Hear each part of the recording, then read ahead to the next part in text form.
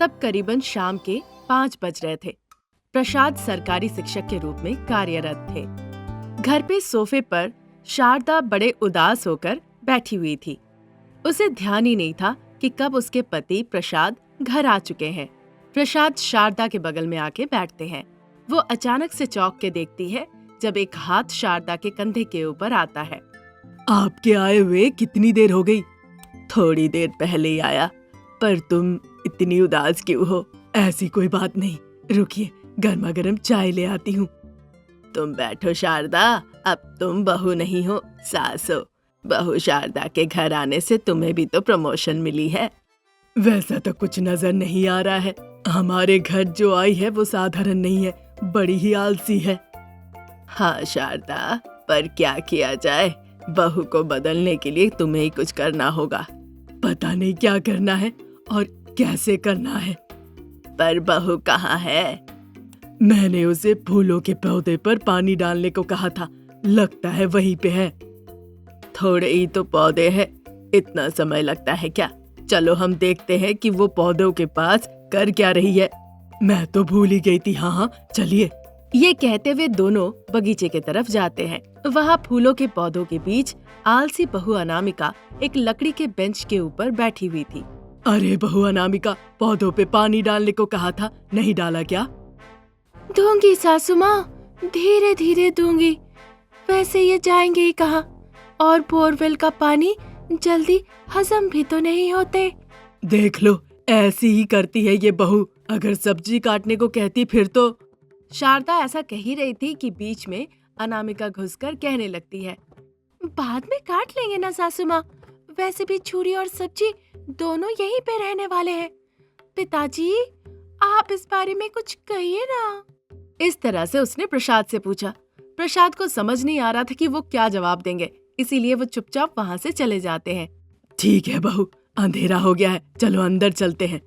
ऐसा कहने पे अनामिका बहुत ही कष्टों के साथ उठ के धीरे धीरे चल के घर के अंदर जाके सोफे पे बैठ जाती है।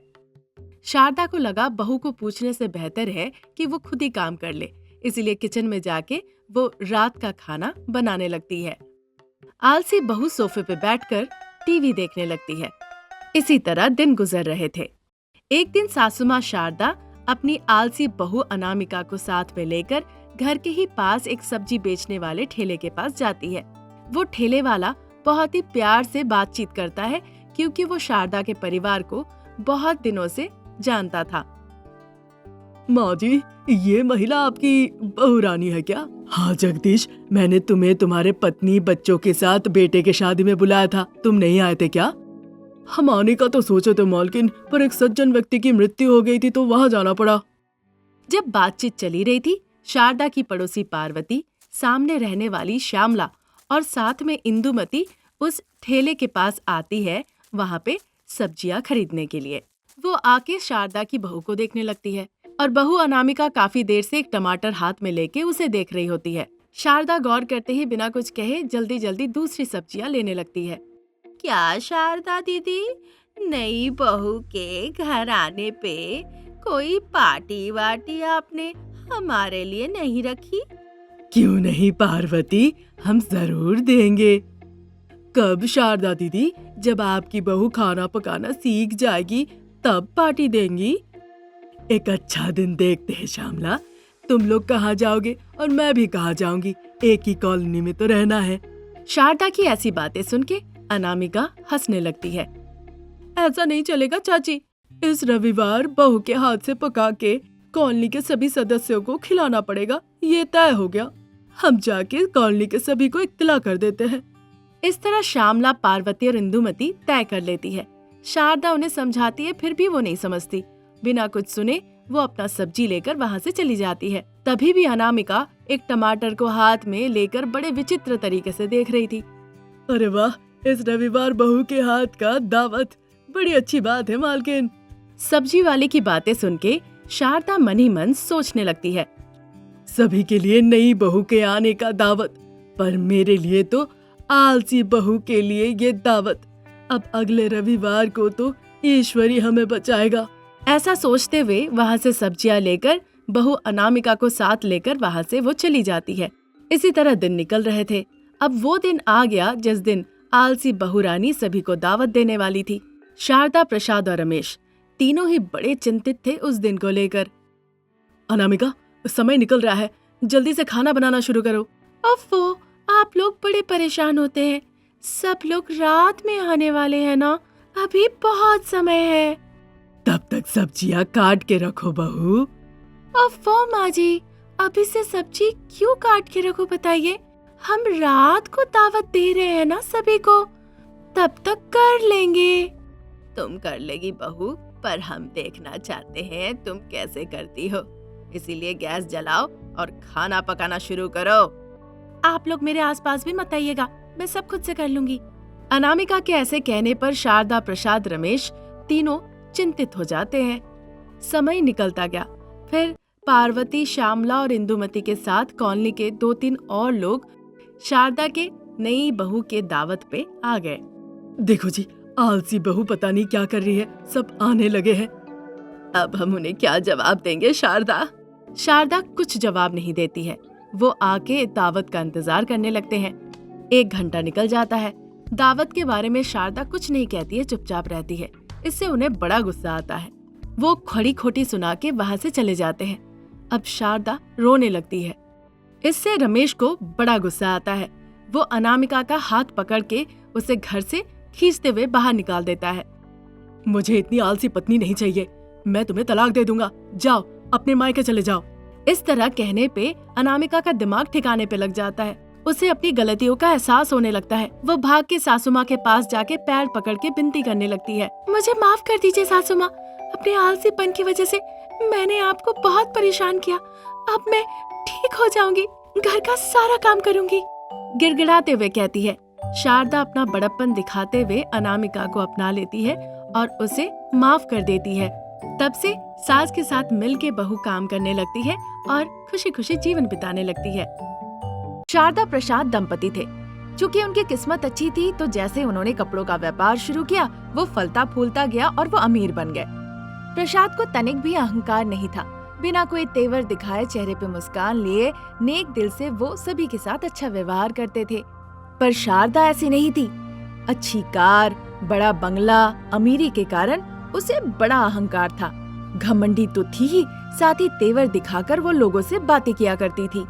जो गरीब थे वो लोग उसे बिल्कुल पसंद नहीं थे। उन्हें कीड़े मकोड़े की तरह वो सोचती थी। इस वजह से घर की नौकरानी कांता प्रसाद से कहती है कि अब वो काम पे नहीं आएगी। ये सुनकर प्रसाद कहते हैं, क्यों कांता, ऐसा क्यों कह रही हो? हाँ बाबू, मैं आपकी ये नौकरानी का काम छोड़ रही हूँ। भले ही हम नाम से गरीब है, पर दिल में प्यार है। पर अपने स्वाभिमान को मार के हम ऐसा काम नहीं कर सकते। मालकिन की बातें सहा नहीं जाता। ऐसा नहीं है कांता, इतने सालों से हमारे यहाँ काम कर रही हो, अपनी मालकिन को तो जानती हो, पर मैंने कभी तुम्हें ऐसा कहा क्या? नहीं ना, तुम्हें परिवार की तरह सोचा, अपनी बहन की तरह माना। तभी तो बाबू, मालकिन की बातें सुन के भी मैं आपकी वजह से यहाँ काम कर रही थी। ठीक है कांता, मैं मालकिन से बात करता हूँ, तुम अपना काम करो। ऐसा कहने पे कांता फिर से किचन की तरफ चली गई। प्रसाद गुस्से से शारदा को बुलाते हैं, उसे चेतावनी देते हैं। प्रसाद का दिल रखने के लिए शारदा भी हाँ कह देती है। फिर भी उसकी हरकतें सुधरी नहीं। दोनों पति पत्नी, एक पूरब तो दूसरा पश्चिम। हरीश, शिरीष और रमेश, इनके 3 बेटे थे। हरीश और शिरीष महीने में 1 लाख रुपए कमाया करते थे। इसीलिए अमीर घर की सितारा और हिमानी से उनकी शादी कराई गई। इस वजह से शारदा उनसे बड़े प्रेम भाव से बातचीत भी किया करती थी। लेकिन इधर रमेश पिता को कपड़े के दुकान में मदद किया करता था और उसी दुकान में अनामिका नाम की एक लड़की काम किया करती थी। अनामिका बहुत ही गरीब परिवार से थी। आज की मॉडर्न महिलाओं के विपरीत थी। अधिक फैशनेबल कपड़े नहीं पहनती थी, बहुत ही पारंपरिक और सभ्य दिखती थी। इसीलिए रमेश को उसे देखते ही प्यार हो जाता है। हमेशा रमेश को लगता था कि अपनी दिल की बात वो अनामिका को बताएगा, पर उसे हिम्मत नहीं मिलती थी। ये बात प्रसाद गौर करते हैं। अब ये बात सही है या गलत, ये जानने के लिए प्रसाद कहते हैं, बेटा मैं घर जा रहा हूँ, तुम्हारी माँ ने तुम्हारे लिए एक अच्छा रिश्ता देखी है, वो आ रहे हैं, इसीलिए एक बार मैं घर होकर आता हूँ। ये सुनकर रमेश परेशान हो जाता है। वो सोचता है कि अब वक्त आ गया है कि पिताजी से सब साफ साफ कह दिया जाए। पिताजी, मुझे आपसे कुछ बात करनी है। जो भी बात है हम वो रात में कर लेंगे। लेट हो गया तो तुम्हारी माँ डांटेगी, तुम्हें तो पता ही है वो कैसे चिल्लाती है। पिताजी, माँ की पसंद से मैं शादी नहीं कर सकता। मैं अनामिका से प्यार करता हूँ, मैं उसी से शादी करूंगा। कैसे भी आपको माँ से बात करके शादी के लिए मंजूर कराना होगा। ऐसा मामला है तो पहले शादी होनी चाहिए, फिर हम बात करेंगे। तुम पहले अनामिका को मंदिर ले जाके उससे शादी कर लो, बाकी कहानी मैं देख लूंगा। पिता की बातों से रमेश को थोड़ी हिम्मत मिलती है। वो अनामिका को अपना दिल का बात बताता है, उसे शादी के लिए तैयार कर लेता है और मंदिर में शादी करके उसे सीधा घर ले आता है। घर पे प्रसाद ऐसा भाव करते हैं कि उन्हें कुछ पता ही नहीं था। शारदा के साथ वो भी रमेश को बहुत डांटते हैं। असल में ये सब कुछ एक नाटक था। गुस्से से वो अपना चेहरा लाल कर लेते हैं। शारदा भी ज्यादा कुछ कह नहीं पाती है जब देखती है कि उनके पति प्रसाद बड़े गुस्से में है। फिर अनामिका ससुराल में कदम रखती है। देखो बेटा, मुझे संयुक्त परिवार बहुत पसंद है। जब तक मैं जिंदा हूँ मुझे तुम्हारे तरफ से संयुक्त परिवार पर कोई काला धब्बा नहीं चाहिए। ये तुम्हारी जिम्मेदारी है। लेकिन याद रखना, तुम्हारे गरीब होने के कारण तुम्हारी सासू माँ डांटेगी और मारेगी भी। अपनी माँ समझ के मैं ये तकलीफ सह लूंगी पिताजी। अनामिका की बातें सुन के प्रसाद का मन थोड़ा शांत होता है। लेकिन अनामिका के गरीब होने के कारण शारदा अनामिका को बिल्कुल पसंद नहीं करती है। अपनी अमीर बहुरानियों के साथ शारदा भी अनामिका के पास साड़ी नहीं है, जेवर नहीं है, ये सब कहकर उसका मजाक उड़ाया करती थी। अरे ओ कांता, अब तुम्हें आने की जरूरत नहीं, हमारे घर में एक नौकरानी आ गई है। शारदा अब कांता को काम से निकाल देती है और अनामिका से घर का काम काज, खाना पकाना, साफ सफाई सारा काम शारदा करवाती है। अगर ये सब काम के बावजूद अमीर बहुरानी का कोई काम अगर उसने नहीं किया हो तो शारदा उसके साथ बहुत मारपीट करती थी। अब चूंकि अनामिका ने ससुर जी को वादा किया था, इसीलिए वो चुपचाप सब बर्दाश्त कर रही थी। इसी तरह दिन निकल रहे थे। एक दिन प्रसाद अनामिका और रमेश के साथ बातचीत करते हैं और थोड़ी देर में ही परलोक गमन कर लेते हैं। शारदा अब विधवा हो जाती है। इधर अमीर बहुरानियों के बीच लड़ाई शुरू हो जाती है। वो चाहती है कि घर का बंटवारा हो जाए। हमने सब कुछ समान हिस्से में बांट लिया है, अब बस माँ बची है। तो बताओ, माँ को कौन रखेगा? अगर आप उन्हें हमारे घर लेकर आए तो मैं जान लीजिए बर्दाश्त नहीं करने वाली हूँ। जहाँ हम कुत्ते को बांध के रखते हैं, मैं आपकी माँ को वहाँ रखूंगी। फिर बाद में कुछ मत कहिएगा। सुन लीजिए जी, मैं क्या कह रही हूँ। दीदी कह रही है कि वो माँ को कुत्ते की जगह रखेगी। मैं कह रही हूँ मैं तो सीधा उन्हें गेट के बाहर रखूंगी। मैं जिंदगी भर उनकी सेवा नहीं कर सकती हूँ। अमीर बहुरानियों की ऐसी बातें सुनने के बाद विधवा शारदा के तो आंसू नहीं रुकते। वो रोने लगती है। भाई शिरीष, हम एक काम कर सकते हैं, हम माँ को ले जाके वृद्धाश्रम में रख देते हैं, फिर जो पैसे लगेंगे हम समान हिस्से में बांट लेंगे। उनकी ऐसी बातें सुन के अनामिका चुप नहीं रह पाई। दीदी, भैया, अगर कोई दिक्कत ना हो तो मैं सासू माँ का ख्याल रखूंगी, क्या कहते हैं? जब तुम खुद से चाह रही हो इस कचरे के डब्बे को अपने साथ रखना, तो मैं तुम्हें क्यों ना कहूँ भला? तुम्हारी मर्जी। सासू माँ, आपको हमारे साथ आने में कोई ऐतराज तो नहीं है ना? ये सुनकर शारदा रोने लगती है। पति के जाने के बाद मुझे नहीं लगा था कि पेटों पर भार हो जाऊंगी। बहू, अगर तुम्हारी माँ के साथ ऐसा होता तो तुम क्या करती बताओ? आप कहना क्या चाहती है कि मेरे पिताजी भी मर जाए? हाँ?